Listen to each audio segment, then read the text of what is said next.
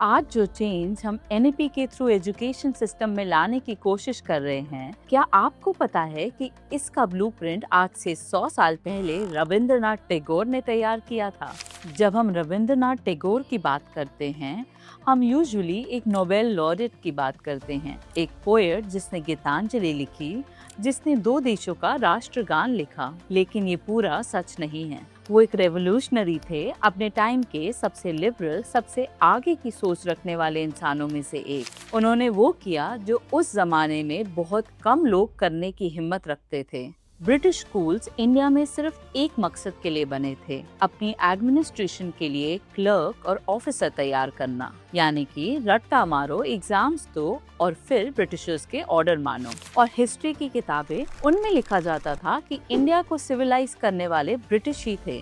भारत की अचीवमेंट्स, भारत की हिस्ट्री, भारत की हेरिटेज, ये सब तो किताबों से हटा ही दिया गया था। टैगोर ने ये देखा और डिसाइड किया, इनफ इज इनफ। 1901 में उन्होंने शांति निकेतन बनाया। No walls, no rigid classrooms. Students खुले में पेड़ों के नीचे पढ़ते थे। Learning by doing, not by memorizing. Skill based education, जिसमें स्टूडेंट्स खुद करके सीखते थे, सिर्फ किताबें रट कर नहीं। पढ़ाई मदर टंग में होती थी, सिर्फ इंग्लिश में नहीं। अब यहाँ एक प्लॉट ट्विस्ट है। हमें हमेशा सिखाया जाता है कि पुराने भारत में वुमेन को पढ़ने नहीं दिया जाता था, घर के अंदर लॉक रखा जाता था। शांति निकेतन में एग्जैक्ट ऑपोजिट था। बॉयज और गर्ल्स सेम क्लासरूम में सेम आर्ट, सेम लिटरेचर पढ़ते थे। कोई सेपरेट सेक्शन नहीं, कोई रेस्ट्रिक्शन नहीं। और ये सिर्फ स्कूल तक लिमिटेड नहीं था, उनकी अपनी जिंदगी में भी यही था। उनकी वाइफ जब शादी कर कर आई तो उन्हें ठीक से लिखना पढ़ना नहीं आता था। कुछ सालों बाद वही लड़की संस्कृत और इंग्लिश फ्लुएंटली सीख चुकी थी और रामायण का ट्रांसलेशन भी कर रही थी।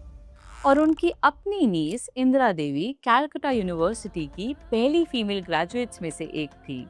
फैमिली ने उन्हें पढ़ने से रोका नहीं, आगे बढ़ाया।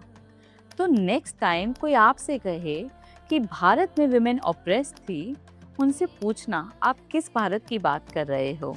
आइए अब प्रेजेंट इंडिया को देखते हैं। भारत की national education policy, early classes में मदर टंग में पढ़ाई, रोट लर्निंग कम, स्किल बेस्ड और क्रिटिकल थिंकिंग ज़्यादा, इंडियन नॉलेज सिस्टम वापस करिकुलम में।